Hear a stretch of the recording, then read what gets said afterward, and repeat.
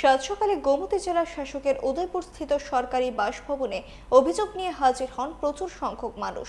তারা সবাই ওই এলাকার বাসিন্দা। বন্যার ফলে এখনো উদয়পুর সার্কিট হাউস সংলগ্ন ডাকবাংলো রোডের অনেক বাড়িতে জল জমে আছে। আবর্জনা ও দুর্গন্ধযুক্ত জল সরানোর দাবি নিয়ে এদিন জেলা শাসকের কাছে আসেন তারা। এতদিন জেলা শাসক ছুটিতে ছিলেন, তিনি বৃহস্পতিবার কাজে যোগ দেন। এদিন তিনি সবাইকে আশ্বাস দিয়েছেন শীঘ্রই এই সমস্যা সমাধান করবেন।